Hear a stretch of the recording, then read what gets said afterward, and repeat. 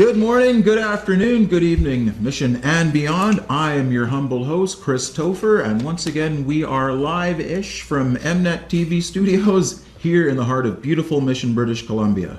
Once again today we're taking a walk over to the dark side, but it's not quite as dark as normal. We've got a little bit of melody creeping in through all the heaviness that pervades the Abbotsford scene. And this afternoon, we have one of the rising top young bands on that scene. I have Simon Menard, singer and guitarist, and Connor Barkley, drummer for Abbotsford's Midnight Lions. Gentlemen, how's it going? Thank you for coming in and sitting down. Yeah, anytime. Now, you guys have been around for a while. The Lions themselves have been around for a year and a half? Yeah, about that.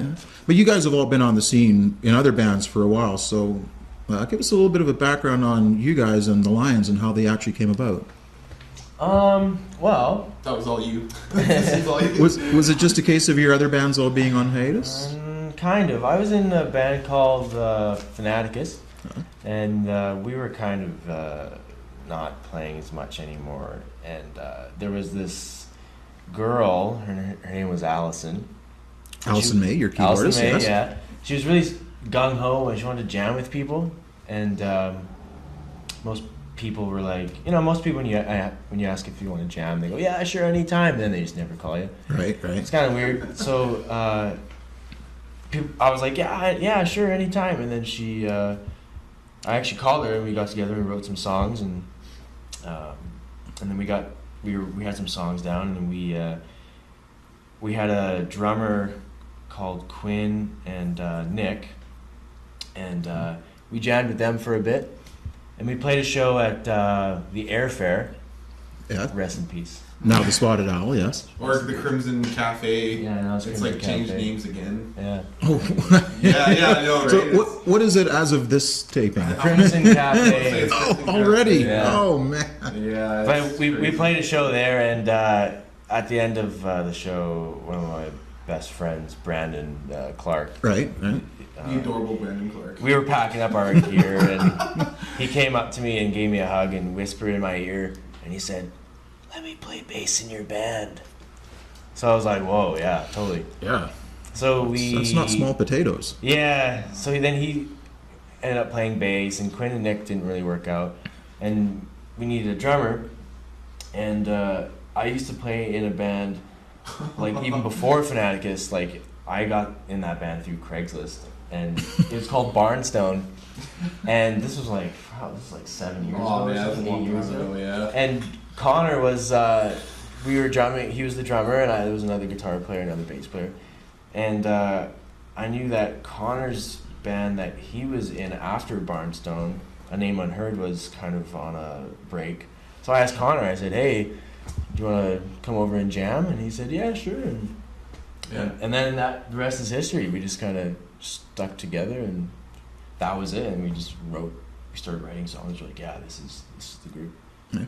So you guys were writing from the beginning? Because I remember at the CD release party for your album Lucky Me, which we will get to, people, you had mentioned that you had been working on the album for a year. Yeah. At the time. So if I'm getting the timeline correctly, at that point you'd been together about a year, so you actually really were working on the album like right from day one, pretty much? Almost. So like a couple months in, Connor knew all the songs, and we were learning all the songs as well, and we started recording in Connor's, my parents' basement. Yeah, in Connor's basement, using like Pro Tools and all right mics. Yeah, we were demoing stuff, and then we ended up just kind of turning it into like the actual recordings. Like we were spending all the time doing demos. We figured, using the time, may as well turn it into actual recordings. So yeah, like all the songs. Like when I joined the band, they had like a bunch of songs that were written already, and I think a couple of them ended up making it onto the album. But we ended up like writing a bunch more, obviously. But yeah, like pretty much right away within like the first 6 months, we started demoing and. Actually the first 2 songs we ever recorded as a band, or ever wrote as a band, were on the album, like Waste My Time and Something. Waste My Time and Something on the album we recorded in Connor's those were the first 2 songs that we demoed out, like guerrilla recording. A year and a half ago, like near the start of the band, and then they ended up like making it onto the album. So yeah, we had like a lot of that stuff we were always writing, and yeah, they had a few songs when I got in. Yeah. How did your parents feel about you working into this? Yeah, Were they Told me that. not fans?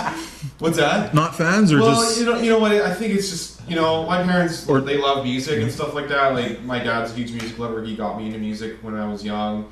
But I think it's just the noise factor, right? When you have like just not fans of the long hours. Yeah. I mean, there was times like when I caught hours. I caught my mom like humming along to a couple of our tunes, just like while she was doing her thing. Whoa. Yeah, I'm like, oh, cow, like we might be onto something with some of these songs, and that was kind of cool. Like my parents were obviously really supportive. Like I think all of our parents are really supportive. But yeah, I think just the sheer noise of it, right? Like recording the drums, like 8 hours of drums. Yeah. And then you also mixed it, so you had it blasting through the monitors. So yeah, it's just the noise of it, and it's just all the time. It's like having someone like hammering at me. Like especially for my parents and my brothers who are living there. It's like hearing the same thing all day every day. Like it's different for me that I'm a part of it. Right. I'm like a part of it, so like I don't care that it's like the same thing over and over. But for someone else, it's like.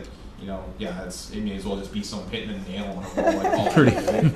But you said your mom was humming parts of it, so that's good. Yeah. If you force it into someone enough times, either that or it's like radio. It is. It's very catchy. It's easy music to get into. I think I've got the album at home. I play it a lot. It's awesome. I seen. It seems to me that, as I said during the intro, melody is kind of coming back into the Abbotsford scene. For a few years there, it seemed like it was being criticized as kind of a sameness. There's the metal and the punk scenes are very strong there. Yeah. But there was for a while, with Harma aside, there was kind of a sameness about it, people were saying. And now we've seen bands like yourselves and Doja, more melodic bands, starting to come a bit more to the forefront to claim their place alongside all the heaviness. Yeah. Do you guys think that bands like yourselves are a reaction to the heaviness of the scene, or do you think you're just a part of the natural progression of it? Yeah, I don't think so at all. Like, there's almost like two groups of musicians in Abbotsford. It almost feels like, to me at least. Like, I grew up with like Kyler, Brad, Brandon, all of Harma White, and all those guys. Right. And so. Like that's the music that I kind of went towards, right. Like the old classic rock stuff we listen to and all that stuff, and so our songs are a little bit more like melodic, I guess. But there's also the other great musicians who are in the whole like punk, metal, hardcore scene, who like we like party with them sometimes, or like get together with them, but we don't like.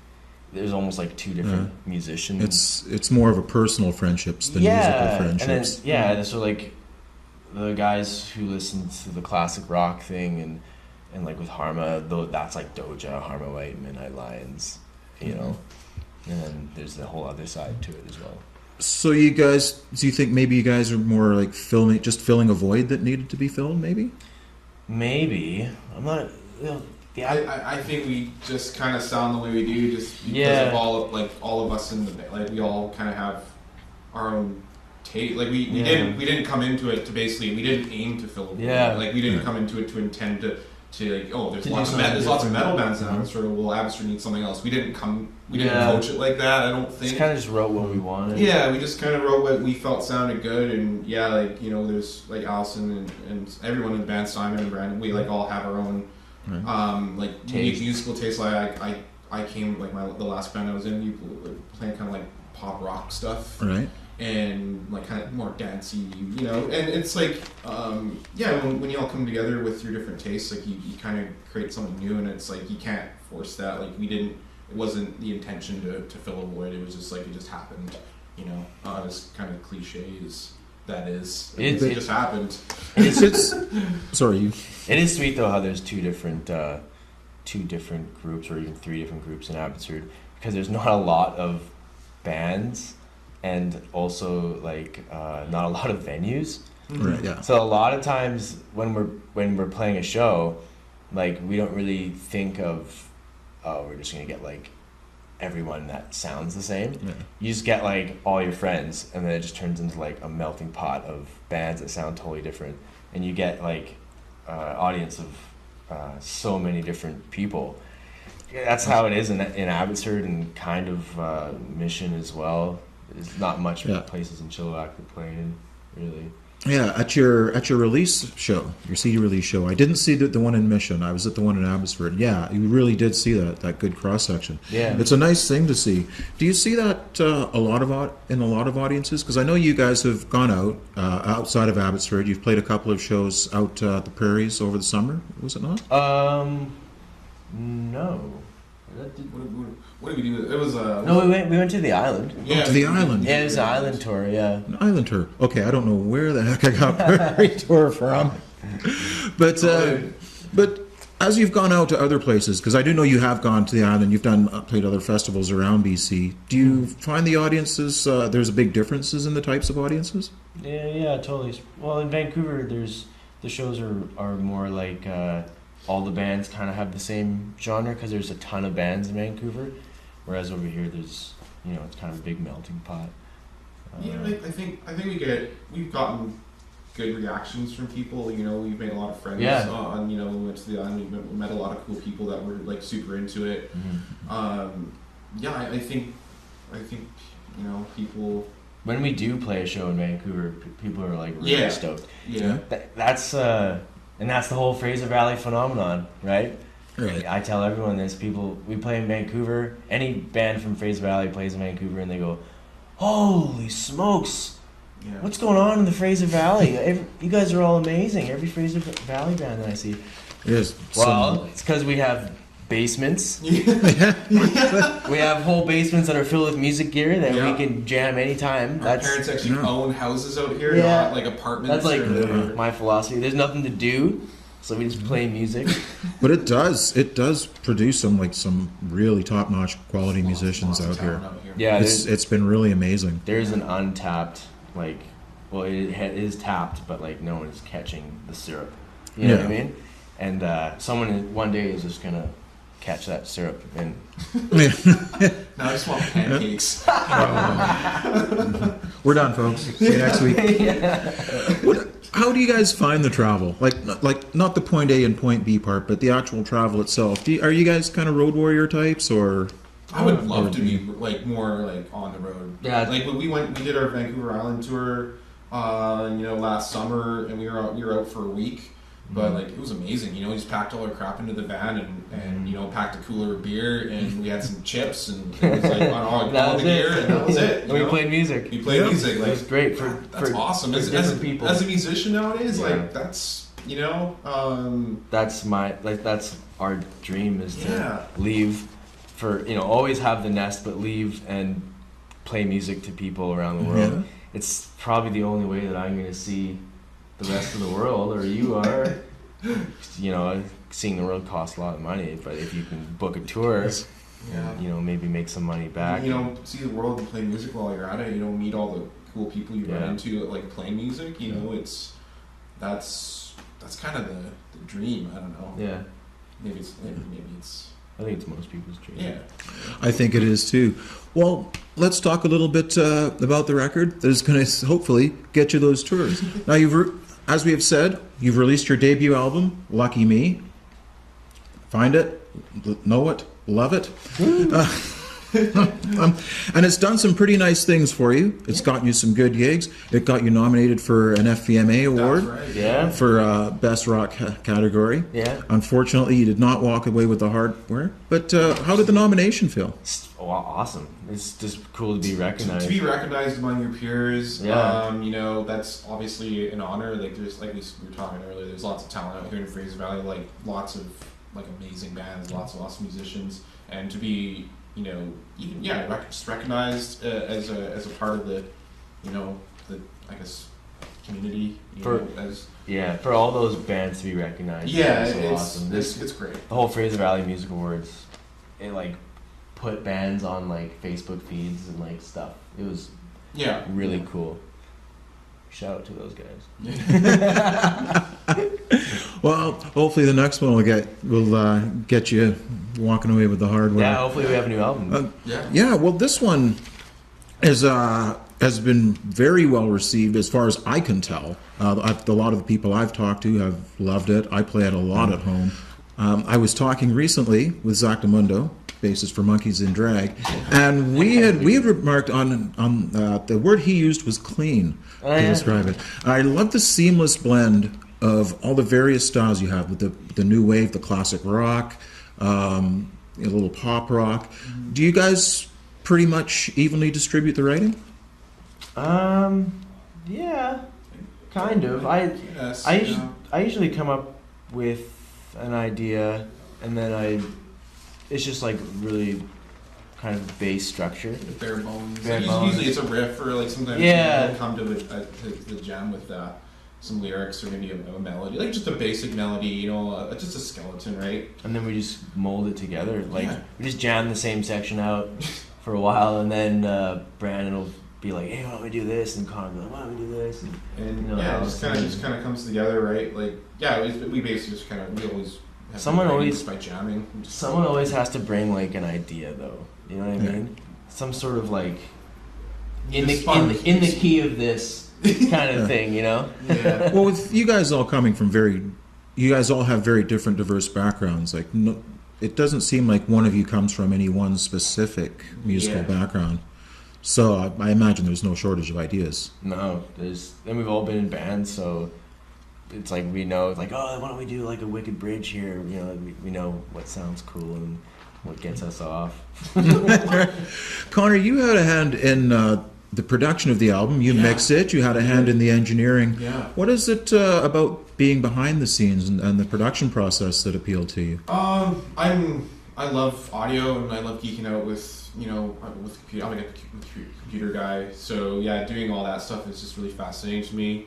And like it gives me the opportunity to kind of separate myself from the band for a second. Like I can look at the music from almost an outside perspective, is what I tried to do anyway.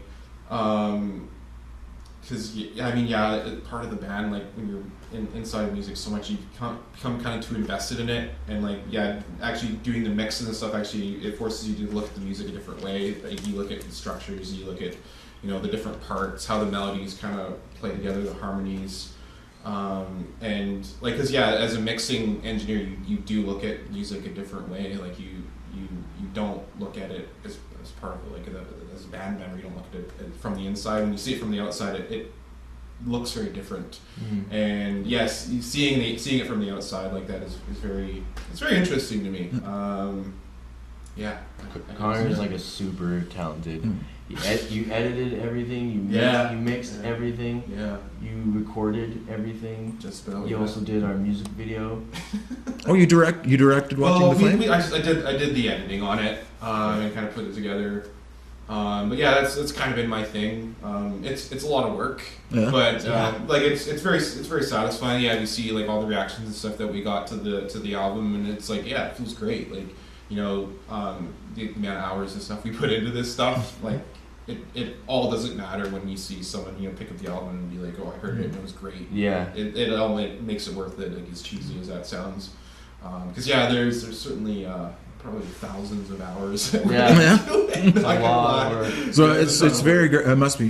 It's got to be very gratifying then. Yeah, to hear all this. When you put it out there and you see it and you see people liking the posts and sharing it on Facebook and you get we have our iTunes and Spotify and you see people buying it and it makes it all worth it and it feels great. It's awesome. I was curious about the artwork on the inside.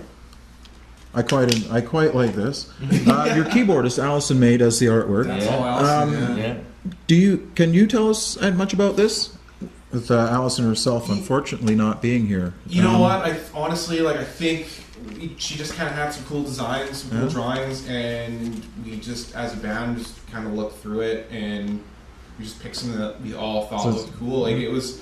was almost kind of down to the wire. Like we were coming Yeah. down to like we had a release date set, and we hadn't really figured out the artwork side of it yet. So basically, Alan had some art that she had stashed away, and we're like, Allison, what do you got? We basically picked some stuff that looked cool. We kind of put it together, and yeah, the stuff that we picked, both the images had like snakes in them. So she's a great artist. she's wicked artist. She's got these crazy,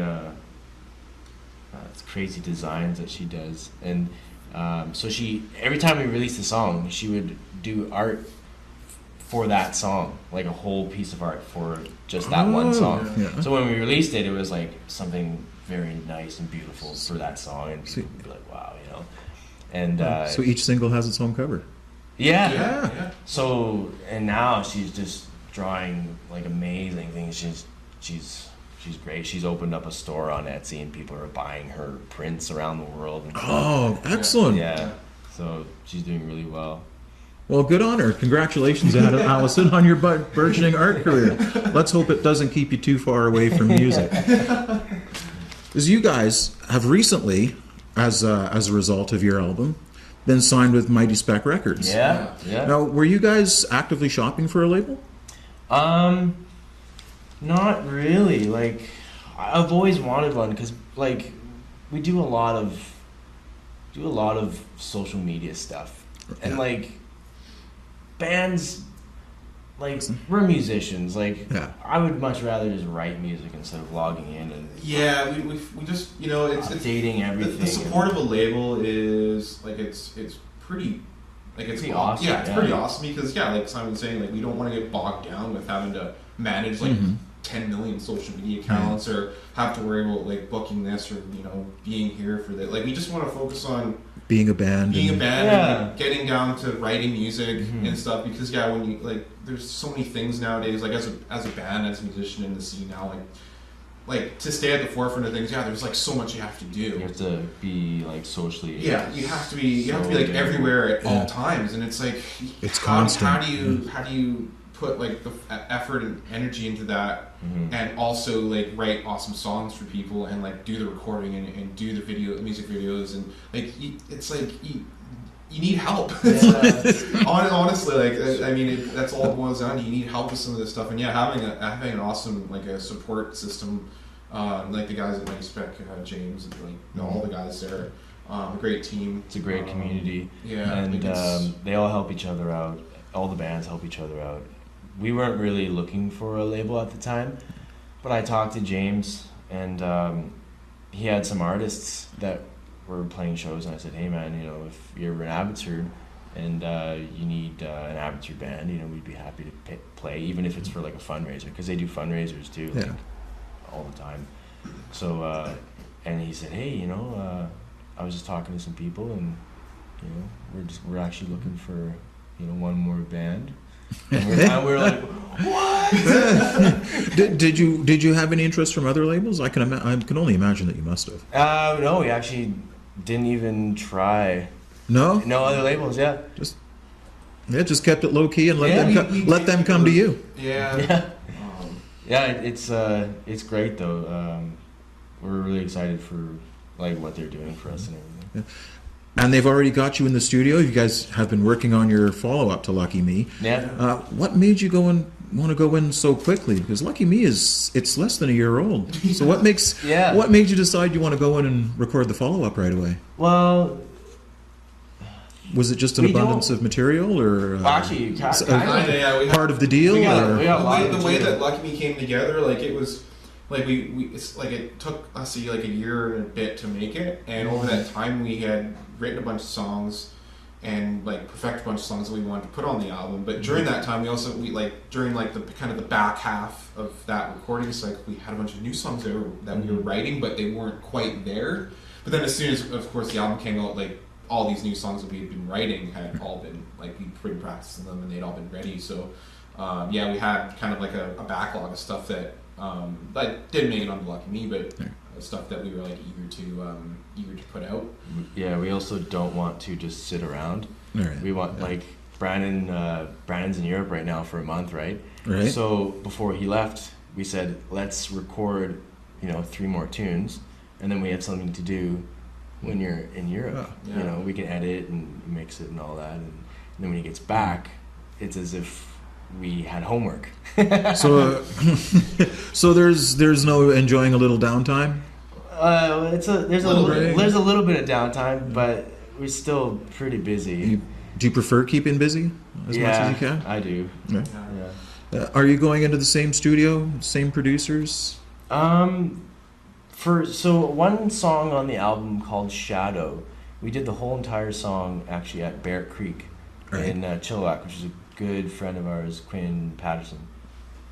And Quinn, who was actually used to be in Midnight Lions. Really? He has a studio in Chilliwack. It's amazing. And so we just did it there again because we work so well with them. Yeah. And it's close. You know, it's only a 15-minute drive or whatever. And you don't gotta drive in Chilliwack, and he gives us a deal, so... Which will pay for it. Yeah. For a musician, that's always a bonus. Yeah. And we can save money ourselves by doing our own editing and all that, so... Yeah. Can you tease us with any info on the upcoming album? Or is that all under your hats for now? We're not sure if we're gonna do an album or an EP. Yeah, we might kind of break it up. Like right now, like if you're asking for teasers or spoilers, like we've got 3 songs recorded right now. Mm-hmm. We've got 3 songs that are like ready to go, and we're planning on doing more, but we don't know how we're gonna release them. Whether we want to do an album or like maybe some like little EPs like across the year kind of thing. But yeah, right now we've got 3 songs. Yeah. So Well, that's your spoiler.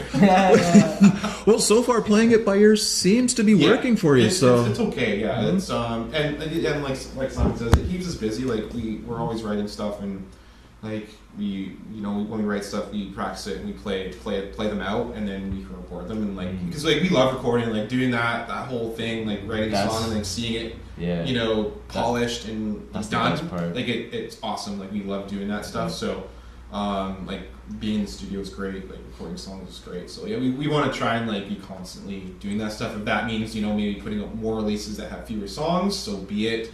Because I mean. Attention spans are low these days, right? They are, yes, that's true. So if it's like putting out a few smaller EPs over the course of the year, as opposed to like a bigger album, then that so be it. But who knows? I don't know. Well, we look forward to seeing what the end result, whatever it's going to be. The current album is Lucky Me. The future album is yet to be untitled, but in the meantime, do yourselves a favor. Pick up Lucky Me. Simon Menard. Thanks, man. Connor Barkley. Cool, Before we go, do you gentlemen have any final words for our viewers? Thanks to MNET for hosting us today. This has been great. Hopefully we didn't make too much of an ass of ourselves. Stay tuned. You're my guest. There's no such thing. Stay tuned because we got more stuff coming for you guys. So. Yeah, MidnightLions.ca. Yeah, .ca. MidnightLions.ca. Connor, Simon, I thank you gentlemen for your time. You good people out there, I thank you for your time. I'm Chris Topher. We have been LiveIsh. I will leave you with this parting gift. This is Midnight Lions with Watching the Flame, and we will shout at you again very, very soon right here on MNET.